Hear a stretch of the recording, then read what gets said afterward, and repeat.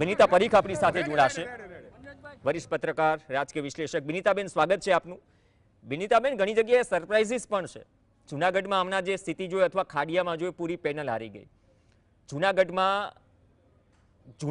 9-9 પર ટાઈ પડી, પણ કણજાથી લઈ, ડુંગરપુરથી લઈને, ભેસાણથી લઈને આ બધી જ જગ્યાએ ભાજપના જ નેતાઓએ અંદર ખાને પડદા પાછળ ભાજપનો ખેલ પાડી દીધો. હાર જીત સિવાય ઘણું બધું આ ચૂંટણીમાં જોવા મળી રહ્યું છે. નંબર્સ તો આપણે જોઈ જ રહ્યા છીએ, લાઈક અમરેલી પણ. એબ્સોલ્યુટલી. પ્રવીણભાઈ, આપણે છે ને એન્ટી ઇન્કમ્બન્સીની જે વાત કરીએ છીએ, તમે લગભગ 5-6 મહિનાથી આના વિશે વાત કરતા હતા. ગ્રાઉન્ડ લેવલે અનરેસ્ટ ની બી તમે ઘણી વખત વાત કરેલી છે. આ સરપ્રાઈઝ નથી, આ એ બધા જે વેવ્સ આપણે ડિસ્કસ કરતા હતા એનું રિફ્લેક્શન છે. ઇનફેક્ટ કોંગ્રેસના બીજેપીના પાવર બેઝમાં ક્રેક્સ છે આ ચાલુ થયેલી, અને એ 2027ના ઇલેક્શનમાં માટે બી રિફ્લેક્શન છે, બીજેપી માટે બી રિફ્લેક્શન છે. આ વિન કર્યું છે એ લોકોએ, પણ જે લેન્ડસ્લાઇડ એ લોકોએ એનાઉન્સ કર્યું હતું કે ઈચ્છતા હશે એનાથી ઓછું છે. અને એ જે આપણે વાત કરતા હતા કે ભાઈ લોકો હવે કંટાળી ગયા છે, બીજેપીના લીડર્સ સાંભળતા નથી, લોકોને કામ જે કરવા હોય છે એ શાંતિથી થતા નથી, લોકોને એવું લાગે છે કે પાવર તો એ લોકોને મળી ગયો અને અમને ભૂલી ગયા છે હવે બીજેપીના લીડર્સ. એ જે ફીલ્ડના ઉપર આપ લોકોએ બી ઘણું રિપોર્ટ કરેલું છે. એ ફીલ્ડમાં ક્યાંક બીજેપી લોકોના એસ્પિરેશન્સથી દૂર થઈ રહી છે. આટલા વખતથી પાવરમાં છે એટલે એન્ટી ઇન્કમ્બન્સી આવી રહી છે. લોકોને એવું લાગે છે કે બીજેપી તો ગ્રો થઈ ગયું, મોદી સાહેબ તો દિલ્હી પહોંચી ગયા, પણ અમે જ્યાં હતા ત્યાંના ત્યાં રહી ગયા છીએ, અમારું શું? એ જે એક્સપેક્ટેશન હતી એ મળી નથી. કદાચ રીઝનેબલ, કદાચ અનરીઝનેબલ, પણ જે ઇમોશનલ ફીલ છે એ ક્યાંક ક્રેક થયો છે, અને એના રિઝલ્ટ આ અહીંયા દેખાય છે. which is very real for any party which is coming again and again on power. એટલે પાવર પર આટલા વર્ષોથી આવતા હોય એટલે આ રીતના રિએક્શન્સ લોજિકલ છે, અને દેખાયા ક્રેક્સ એ બી વ્યાજબી છે, અને એટલે જ આપણે એન્ટી ઇન્કમ્બન્સી વેવમાં આ બધું ઇન્ક્લુડ કરીએ છીએ. સો ઘણા વખતથી ગયા ઇલેક્શનમાં બી આપણે વાત કરી હતી કે આટલો બધો નારાજગી છે કોંગ્રેસની જોડે, તો કેમ એ કન્વર્ટ કે મંત્રી પ્રદ્યુમન વાજાના ગામમાં કોંગ્રેસના ઉમેદવારની જીત થઈ છે સરખડીમાં. આ ગીર સોમનાથની રાજનીતિ હું ક્યારનો કહું છું, સારા સારાને પાણી પીવડાવી દે. ત્યાં પણ તાલાલામાં કેમ કે ઇકોઝોનનો વિરોધ હતો. સુનિલ જોશી પણ આપણી સાથે જોડાઈ ગયા છે. સુનિલભાઈ, જે બેને વાત કરી, ગીર સોમનાથ પ્રદ્યુમન વાજાના ગામમાં કોંગ્રેસની જીત થઈ છે. 7 બેઠક આમ આદમી પાર્ટી તલાલામાં લઈ જાય છે આસપાસના વિસ્તારોમાં. જૂનાગઢમાં જે પ્રકારની પરિસ્થિતિ છે, કઈ રીતે જોઈ રહ્યા છો? જી સુનિલભાઈ, એક તો તમે પહેલા જે શબ્દ કીધો કે ગીર સોમનાથનું છે ને રાજકારણ હંમેશા જુદું રહ્યું છે, અને ખાસ કરીને ત્યાં જે આપણે સોમનાથની જે સર્કિટ નવી જે બનાવવાની હતી ને, અને એને કારણે લતાવાસીઓની આજુબાજુ વેપારીઓનો એક પ્રશ્ન છે, એ બહુ મોટો પ્રશ્ન હતો. અને એ સિવાયના પ્રશ્નોમાં ત્યાં ખાસ કરીને જૂથવાદ, બહુ મોટા જૂથવાદ થઈ ગયો છે. અને ટિકિટ મેળવનારો વર્ગ અને એની પાછળના એના સમર્થકો, અને ટિકિટ ન મેળવનાર અને એના સમર્થકો, એનું આખી વસ્તુ થઈ ગઈ છે. બીજું 1-2 વિધાન નેતાઓએ એવા કરેલા લાસ્ટ ટાઈમે એના પ્રચારમાં કે વિધાનથી એ ગામમાં મતદાનના આખા ખેલ જુદા પડી ગયા. તો ઓવરઓલ ઈરાદાપૂર્વક કરેલું નુકસાન છે અથવા ઈરાદાપૂર્વક વરેલું નુકસાન છે? પ્રવીણભાઈ, ઈરાદાપૂર્વક તો રાજકોટમાં પણ શું એ પ્રકારની પરિસ્થિતિ છે? અમરેલીમાં લીલિયા અને બગસરાની વાત કરીએ, રાજકોટમાં ઘણું બધું હતું. શું કોઈ ટફ ફાઇટ જોવા મળી? કેમ કે આંકડાઓ પાછળ ઘણી બધી વસ્તુઓ. હમણાં એક કોલ એ આવ્યો કે જોડિયા જિલ્લા પંચાયત અને ત્યાં એક ખીરી ગામ છે બાલાસરની અંદર, તો જિલ્લાનું ઈવીએમ તાલુકામાં આવી ગયું. બાદમાં વોટ એ કયા છે કે આમથી આમ થઈ ગયા. કોંગ્રેસ શોકિંગ કે આને આટલા બધા વોટ મળી ગયા, ભાજપ પર શોકિંગ કે અમને આટલા ઓછા વોટ મળ્યા. એટલે આ બધું પણ થયું છે જે ધીમે ધીમે બહાર આવે છે. બિલકુલ. તમને એક વસ્તુ પાકી કહી દઉં કે રાજકોટમાં છે ને કોંગ્રેસની બેઠકમાં 100% વધારો થાત. 4 બેઠક હતી એમની પાસે, 72 માંથી 4 ગયા વખતે 2021 ની ચૂંટણીમાં કોંગ્રેસ પાસે હતી.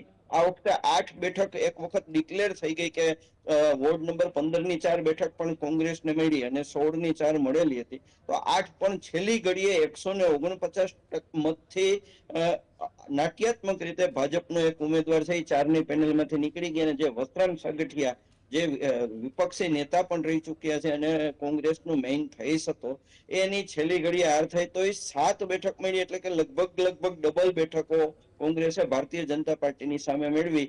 ભારતીય જનતા પાર્ટીની ટ્રિપલ એન્જિન કે 4 એન્જિનની સરકાર હોય, કેન્દ્રમાં ભાજપની સરકાર હોય, રાજ્યમાં હોય, પછી મહાનગરપાલિકામાં હોય, તો આ બધી આટલી બધી સરકારને બધું હોય તો પણ મતદાન ઓછું થાય.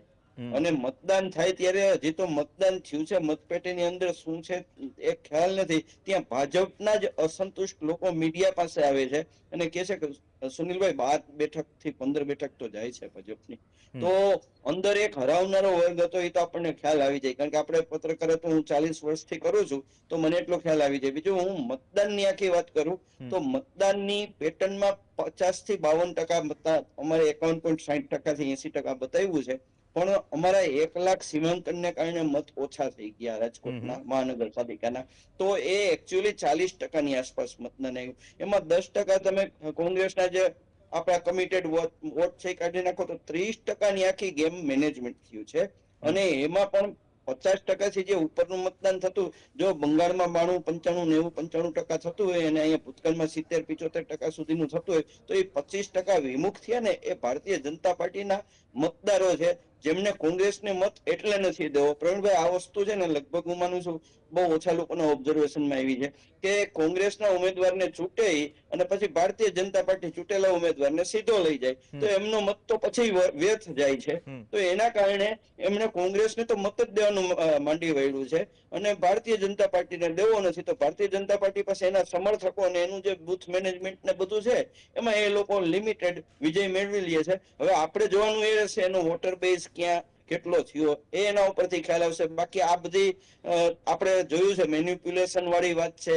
આવી વહીવટી ચૂક થાય તો એની સામે કોઈ સજા ન થાય, એને પ્રોટેક્ટ કરવામાં આવે, અધિકારીઓને શિલ્ડ કરવામાં આવે.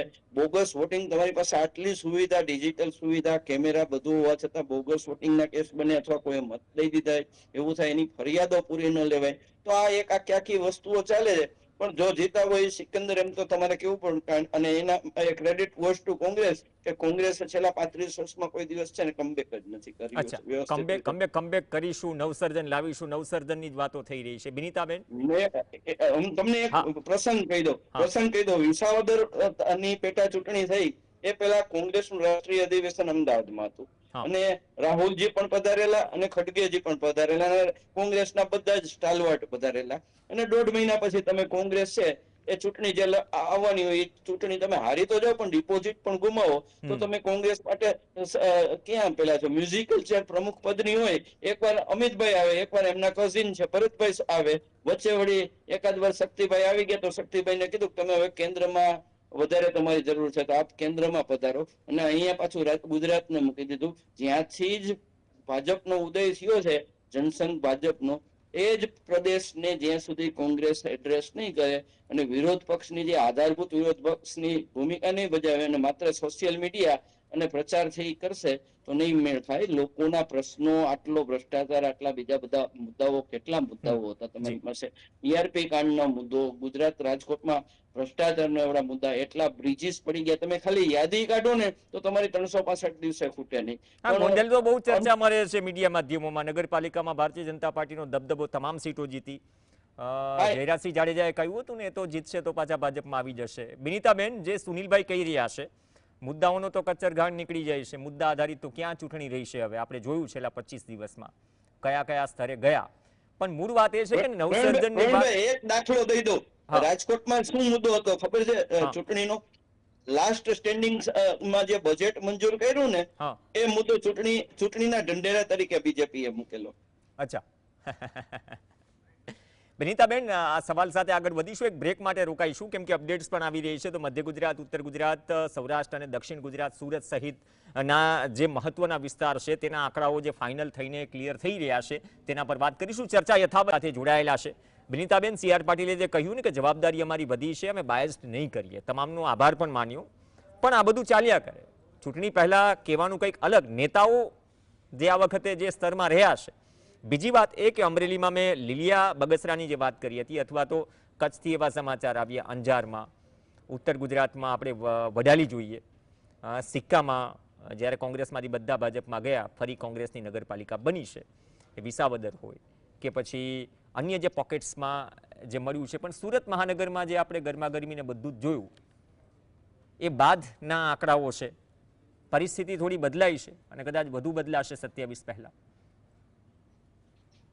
સુરતમાં ઇનફેક્ટ જોઈએ તો આપનું રિવર્સ થયું, એટલે જે આપે કોન્સોલિડેશન કર્યું એવું લાગ્યું કે ભાઈ ઘૂસી ગયું ભાજપ, એ આખું રિવર્સ થયેલું લાગ્યું. એટલે એવું લાગ્યું કે આપને જે મળી હતું એ જસ્ટ ક્ષણભંગુર હતું અને બીજેપીએ પાછા વોટ્સ એમના તરફ ખેંચી લીધા. ઓબ્વિયસલી ત્યાં આમ આદમી પાર્ટીનું જે ચૂંટાયેલા લોકો હતા એ લોકોએ પબ્લિકને ડીચ કર્યું અને પાર્ટીને ફેરબદલ કર્યો, એનો બી ડિસઅપોઇન્ટમેન્ટ હોય.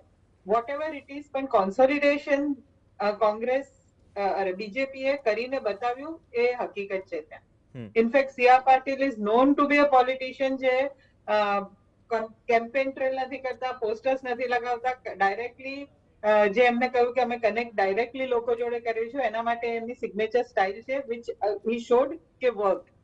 અને બીકોઝ આપણે રિઝલ્ટ જોઈએ તો યસ, એ લાગે કે ભાઈ એમને જે કહેલું હતું કે ભાઈ we will I will show you the result, it work. Patidar vote આખા જે પર્સન્ટેજ તો મેં હજી જોયા નથી, એ ખબર પડશે, પણ ઇટ સીમ્સ કે શિફ્ટ કરવામાં સુરતમાં બીજેપી હેઝ બીન સક્સેસફુલ.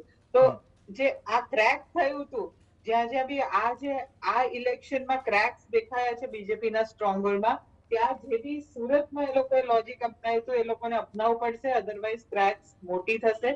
જો આ રીતે સુરતની જેમ ચેન્જ કરી શકે એ લોકો, વોટર્સના કોન્ફિડન્સ પાછું પોતાના તરફ ખેંચી શકે, તો એ સુરત મોડેલ કહેવું હોય તો એ વર્ક કરાવવું પડશે બીજા એરિયાઝમાં બી. બટ યસ, આ જે અગેન આઈ રિપીટ કે આ ઇલેક્શન છે એ મિની 27 ઇલેક્શન છે અને જ્યાં બધા ક્રેક્સ થયા છે, we will be interested in voting પર્સન્ટેજીસ.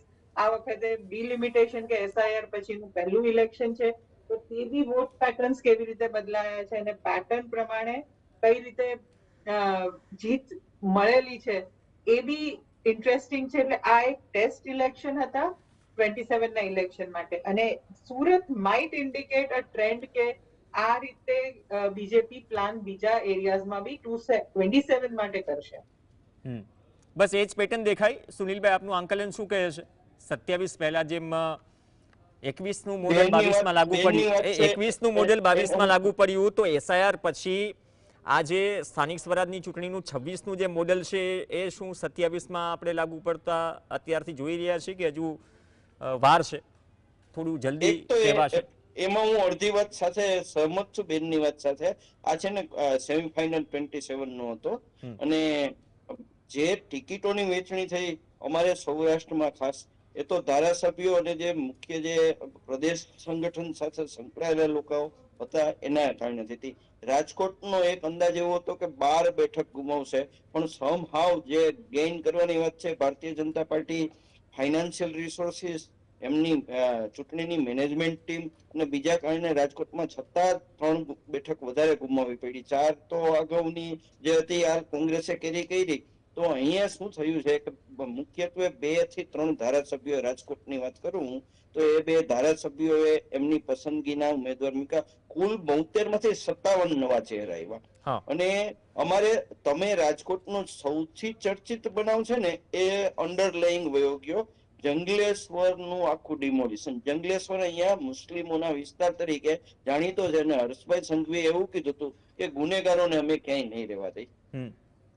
બીજી ભાષામાં શબ્દમાં વાત કરી હતી. અને એ ચૂંટણી પહેલા કોઈ વસ્તુનો પ્રચાર ન કરવો પડ્યો. મેં તમને કીધું ને કે સ્ટેન્ડિંગ કમિટીમાં જે છેલ્લે વખતે બીજા વર્ષનું જે બજેટના મુદ્દા વિકાસના મૂક્યા હોય ને કે આવતા વર્ષના બજેટમાં એ મુદ્દા હતા, પણ એની કોઈ ક્યાંય પ્રચાર નથી કર્યો. રાજકોટમાં તમારી જાણ ખાતર એક પણ જાહેર સભા નથી હર્ષભાઈની થઈ, અને નથી જગદીશ વિશ્વકર્મા સાહેબની થઈ, નથી મુખ્યમંત્રી સાહેબની થઈ, સભાઓ નથી થઈ. રેલી વિશ્વકર્મા સાહેબે અગાઉ કરેલી, અને હર્ષભાઈ સંઘવી 2 દિવસ પહેલા ચૂંટણીના મતદાનના 2 દિવસ પહેલા રેલી કરેલી સિલેક્ટેડ વિસ્તારમાં. તો કોઈ પ્રચારની એવી જરૂર જ નથી પડી, અને એ 2 બેઠક દ્વારા બાકીની બધી બેઠકોને ટાર્ગેટ કરી લેવામાં આવી છે. એટલે જે હિન્દુ મુસ્લિમનું કાર્ડ છે એ આ વખતે અંડરલાઈંગ રમવામાં આવ્યું છે, અને લગભગ જગ્યાએ જ્યાં જરૂર પડી છે ત્યાં એ રીતે થયું છે.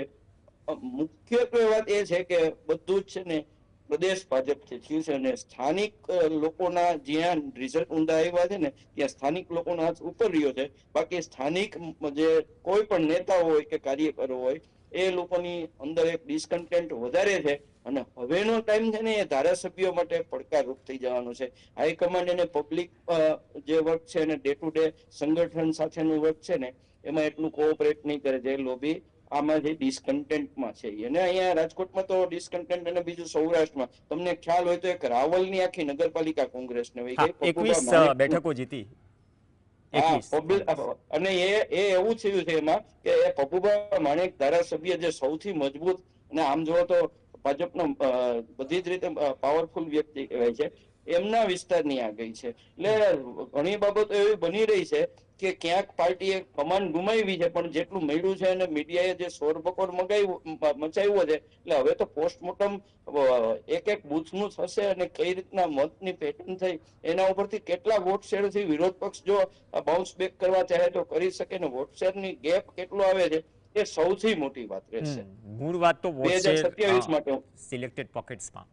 પણ બિનિતાબેન, જે સુનિલભાઈ વાત કરી, અહીંયા ઘણા બધા મહાનગરોમાં મોટા ભાગે એવું હતું ને કે સ્ટેન્ડિંગ કમિટીનો ચેરમેન હોય, મેયર હોય, તમામની ટિકિટ કાપી. 3 ટર્મ વાળો નિયમ આવ્યો.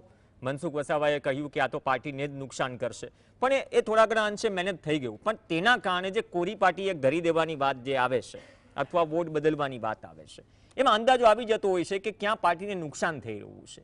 એટલા માટે આ ડેમેજ અટક્યું, એટલા માટે જ બદલ્યા. અને કદાચ એ જ પરિસ્થિતિ ધારાસભ્યોના કેસમાં જે વાત કરવામાં આવી રહી છે, એ જ ધારાસભ્યો, કેમ કે પૂર્વ ધારાસભ્ય ખાડિયા વિધાનસભા ન જીત્યા, પેનલ ન જીતાડી શક્યા, એક ઉમેદવાર ન જીતાડી શક્યા. તો આવા કિસ્સાઓ પણ છે, અને પાર્ટી વિરુદ્ધ કામગીરી કરનાર, કદાચ હું એટલા માટે કહું છું કેમ કે કણજાની જે વાત કરીને એમાં તો એફિડેવિટના કારણે, ફોર્મના કારણે, ટેકનિકલ કારણોસર ભાજપના ઉમેદવારનું ફોર્મ રદ થાય, ડમીનું ફોર્મ પાસ થાય. એટલે એમાં પણ એવું થયું કે 3 ટર્મ હતી, પણ આ પાછળથી ખેલ કરીને જે ઘરમાં જ ટિકિટ રાખવામાં આવી એ ઉમેદવાર હારી ગયા. એટલે એ પણ પાર્ટીએ ધ્યાન રાખ્યું છે, એનું પણ પોસ્ટમોર્ટમ થશે, અને અહીંયા પણ આગળના સમયમાં કાર્યવાહી થશે. તો ઘણા સંકેત ત્રણેય પક્ષો માટે છે, ઇવન બીજેપી માટે પણ છે. એબ્સોલ્યુટલી. તમે પહેલા બી એને જસ્ટ ટચ કરીને મુદ્દો છોડી દીધો હતો કે ભાઈ જેને પાર્ટીની, બીજેપીમાં પાર્ટીની શિસ્ત તોડીને જીદ કરીને સીટ લીધી છે એ ઘણા ઉમેદવારો હારી ગયા છે. હવે આ સ્ટેટમેન્ટ તમે કર્યું એની પાછળ ઘણું બધું એનાલિસિસ આપણે કરી શકીએ કે ભાઈ જાણી જોઈને હરાયા, એ લોકોને સપોર્ટ ના આપ્યો એટલે હરાયા, એ લોકોને હાર્યા કેમ, એ લોકોને કોન્સેપ્ટ નતો પોતાનો, કે જાણી જોઈને ત્યાં હલી ગયા છે એમના પોતાની જે સ્ટ્રેન્થ કહેવાતી હતી એવી જગ્યાઓમાં. તો આ, અને અમુક લેવલે આ 3 રીઝન સાચા હશે. So you are correct in pointing that out, અને એ that is why I said કે આ મિની ઇલેક્શન છે. એટલે આવતી વખત જયારે 27 માટે જયારે સીટ્સ આવશે ને ત્યારે આ સમીકરણો બદલાઈ ગયા છે. આ નેતાઓ જે છે એમનું કદ ક્યાંક થોડુંક નાનું થઈ ગયું હશે, ક્યાંક કદ થઈ ગયું હશે. એ લોકો જે ડિમાન્ડ કરી છે એ ડિમાન્ડ એટલા હકથી નહીં કરી શકે. કહેવાશે કે ભાઈ તમારા જ ગઢમાં તમારી લોકલ સિવિક ઇલેક્શન્સમાં તમે સીટ નતા લાવી શક્યા, તમે પેનલ નતા લાવી શક્યા. એટલે નેગોશિએશન એમની જે તાકાત છે 27 માટે ઓછી થઈ ગઈ હશે. So you R absolutely correct in saying કે આ એક અલગ છે, અંદરનું પોલિટિક્સ છે. બીજેપી ને હરાવશે, જે એ બી ઘણી વખત આપણે ચર્ચામાં બોલતા હતા. આ એ બધાના ઇન્ડિકેશન છે. You are correct, absolutely agreed with what you say. Okay. અને કોંગ્રેસને હરાવશે સુનિલભાઈ?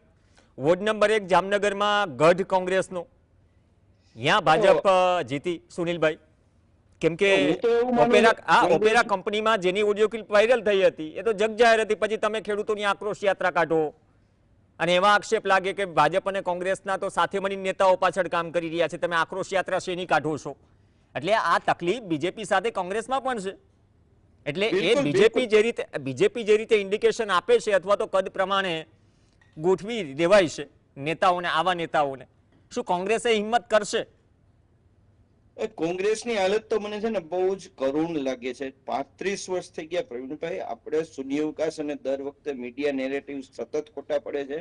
અને મીડિયાની વાત છે એ બીજેપી ક્યારેક જાહેર સભામાં, ક્યારેક બીજી રીતે અને સાર્કેસ્ટિક રિમાર્ક સાથે કહે છે કે મીડિયા કહેશે ને એનાથી ઊંધું થશે તો ભાજપ વધારે જીતશે. તો એનો વાંક કોંગ્રેસ છે. મેં તમને કીધું કે કોંગ્રેસના ઉમેદવારો ગ્રાઉન્ડ છોડી દે છે, બેઠક લઈ લે પછી ગ્રાઉન્ડ છોડી દે છે. એમની સામે બીજા પણ આક્ષેપો છે કે ચૂંટણી જ્યાં જીતી શકાય એવું હોય છેલ્લી ઘડીએ બૂથ એમના છોડી દે છે.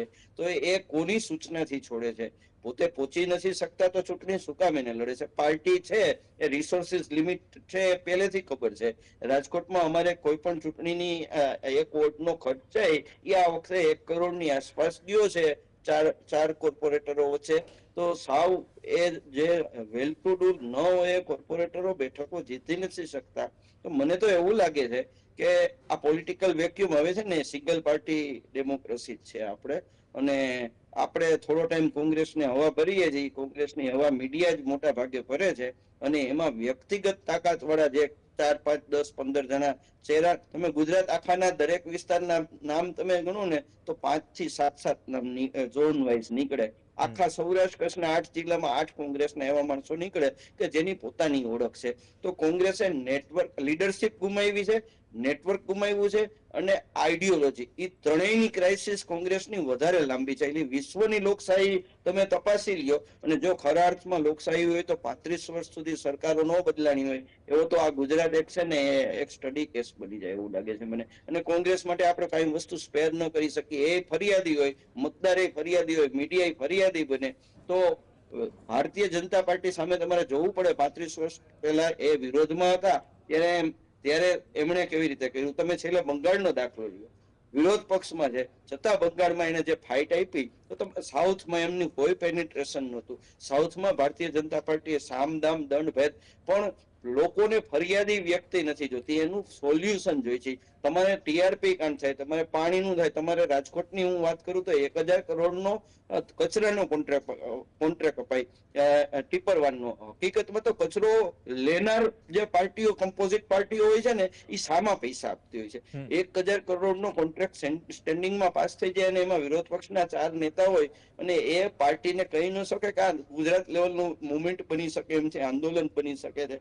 તો એવા તમારે વર્ટિકલ્સ બધા ખોલવા પડે. દરેક પણ એવા મુદ્દાઓનો તો સાહેબ કરદો નીકળી જાય છે ને, એવા મુદ્દાઓનો તો કરદો નીકળી જાય છે, જેમ મિડલાઇનમાં નીકળી ગયું. કેમ કે પાછળ ક્યાંક બે પક્ષના નેતાઓ તેરી બી ચૂપ મેરી બી ચૂપ, એ કચ્છમાં પણ છે, સૌરાષ્ટ્રમાં પણ છે અને જાણે છે આ ખુલ્લામાં થઈ રહ્યું છે બધે. એટલે મને એવું લાગે છે કે આ એક પક્ષમાં બે પક્ષની સરકાર હાલે છે અથવા બીજો પક્ષ છે મુખ સહમતિ કરી અને આ પોલિટિકલ આપણા માટે ચૂંટણીનો એક ખાલી અવસર પૂરો પાડવામાં આવે છે, જેને આપણે એવું કહીએ કે આ કોસ્મેટિક ઇલેક્શન પ્રોસિજર થઈ છે.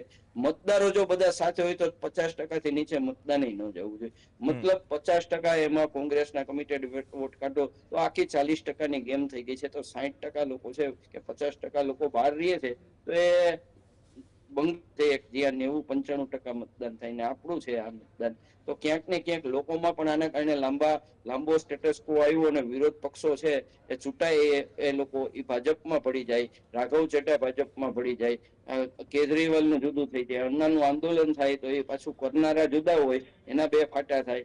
ક્યાંક એમાં આવી જાય અને કચ્છ જેવા બોર્ડરના સિક્યુરિટી ની સંવેદનશીલ વિસ્તાર છે ત્યાંથી ચૂંટાઈ જાય એમના સભ્યો. આ બધી બાબતો છે એ બધું બહુ પારાડોક્સ છે અને આ વસ્તુઓ એક ડિબેટનો વિષય નથી, પરંતુ એક આખું જન અભિયાન કોંગ્રેસે ઉપાડવું પડે અને રિલેન્ટલેસલી કરવું પડે.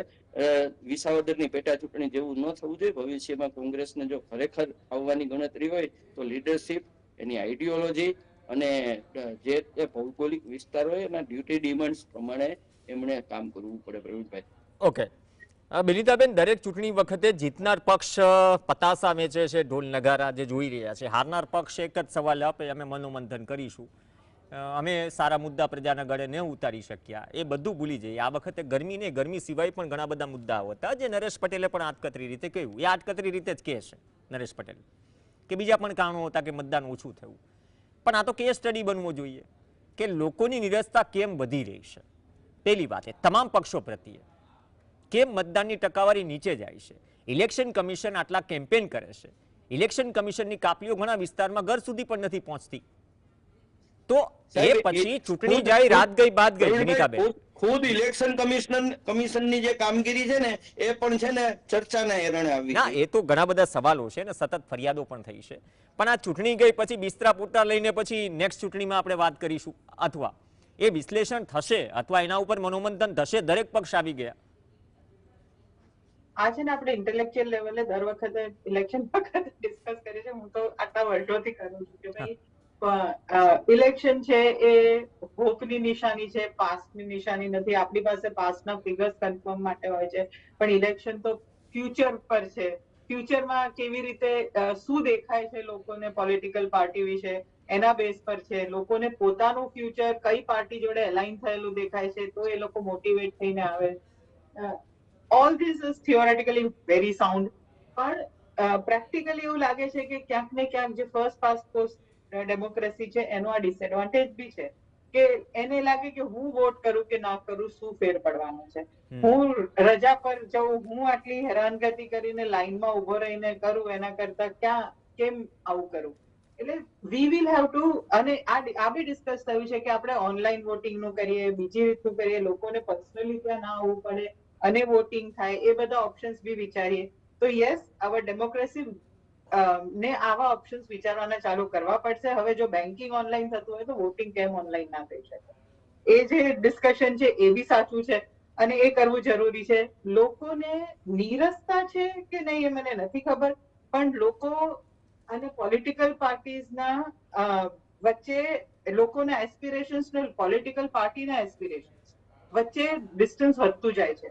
અને આઈ વેરી કોન્શિયસલી સે કે બેયના એસ્પિરેશન અલગ થઈ ગયા છે. પોલિટિકલ પાર્ટીનું એક્ઝિસ્ટન્સ નું જે પહેલા હતું કે ભાઈ અમે લોકોના થોટ્સને રિફ્લેક્ટ કરીએ છીએ, એ ક્યાંક ને ક્યાંક બદલાતું જાય છે કે પોલિટિકલ પાર્ટીના જે એસ્પિરેશન્સ છે એ લોકોના એસ્પિરેશન્સ થી બહુ અલગ થઈ રહ્યા છે અને લોકો એ સવાલ નથી ઉઠાઈ રહ્યા, ક્યાં તો એમનો અવાજ પહોંચતો નથી અને એના માટે મીડિયા ખૂબ જરૂરી છે. આજના જમાનામાં ઇન્ટરનેટના જમાનામાં ટ્રેડિશનલ મીડિયાનું શું કામ, જે લોકો સવાલ પૂછે છે ને એ લોકોને હું કાયમ આ વસ્તુ કહું છું કે મીડિયા એઝ એન ઇન્સ્ટિટ્યૂટ આ બધા સવાલો માટે ખૂબ જરૂરી છે.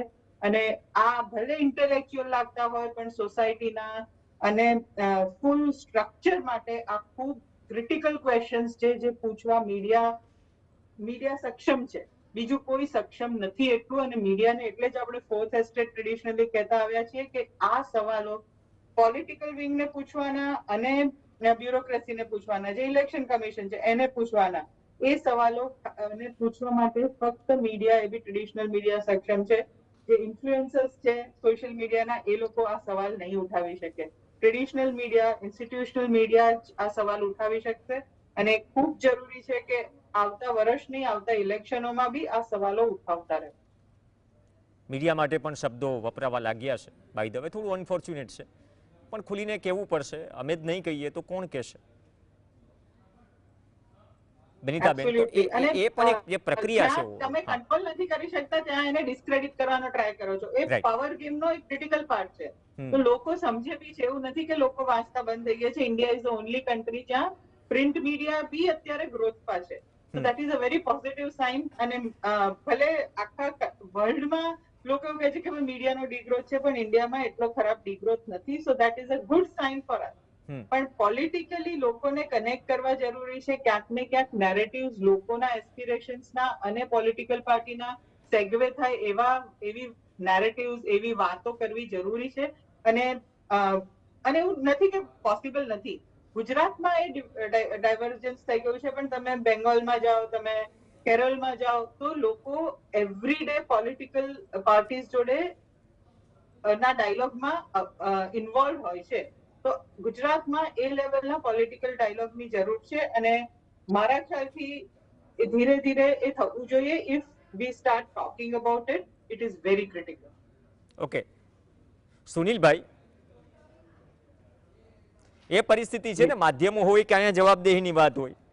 હવે સેમીફાઇનલ છે કે આગળના દિવસોમાં શું થશે, પણ અહીંયા ત્રણેય પક્ષ માટે, અમિત ચાવડા માટે, જગદીશ વિશ્વકર્મા માટે અથવા ઈશુદાન ગઢવી માટે આ ચૂંટણી પણ એક મેસેજ લઈને જાય છે દરેક પક્ષની દરેક જવાબદારીઓ માટે કે હવે 27 પહેલા કઈ રીતે આગળ વધશે. બિલકુલ. તો આમાં કોનું ટેન્શન વધી ગયું?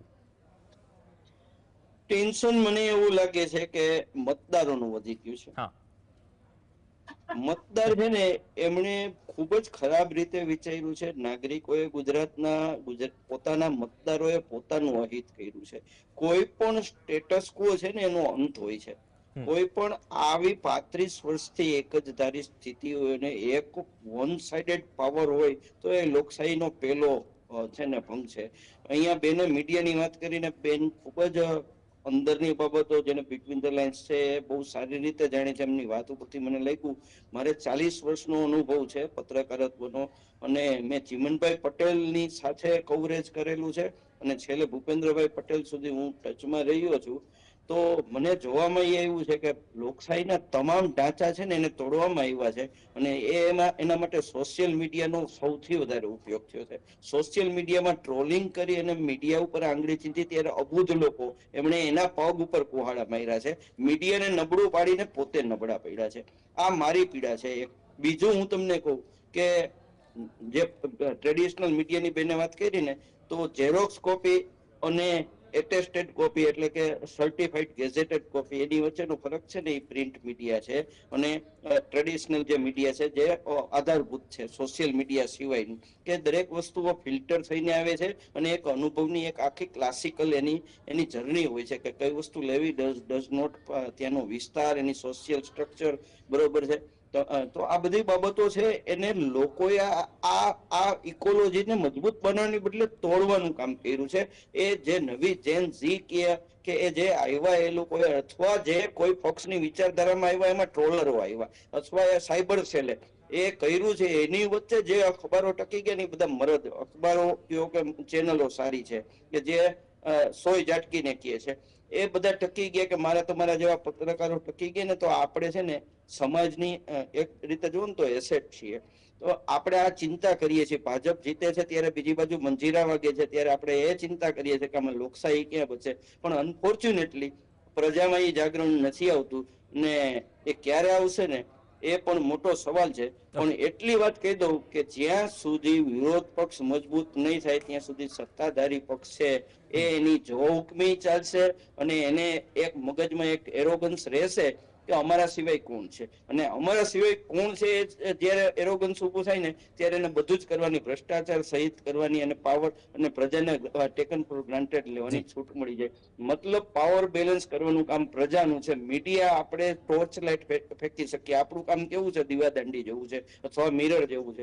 હકીકતે તો મતદારોએ જ આમાં પરિવર્તન લાવવું. વાત જે મૂકીએ છે એ કેવું એ પછી જોને તો વગર કેવી જોઈએ ને કદાચ એમાં અમે કઈ બહુ મોટું કામ નથી કરી રહ્યા. જે કરવાનું છે કરી રહ્યા છે. આ જે પરિસ્થિતિઓ હોય છે, અમુક મર્યાદાઓ હોય છે, પણ કદાચ અમે જવાબદારીમાં અમે પણ નહીં ખરા ઉતરીએ તો જનતાને કોઈ બી સવાલ કરી દેશે. સોશિયલ મીડિયાની વાત અલગ છે, પણ કહેવું એ કહેવું પડે, ઘણી વખત સાંભળવું પણ પડે અને એમાં બુલંદ કશું હોતું નથી. જે છે એ મર્યાદા છોડ્યા વગર, શાલીનતા ચૂક્યા વગર, જે આજકાલ નેતાઓ બહુ ચૂકી જાય છે, એ કહેવામાં શું વાંધો છે? એ જ તો કામ છે. સવાલ સત્તા પક્ષ કે વિપક્ષને નહીં કરીએ તો કોને કરીએ?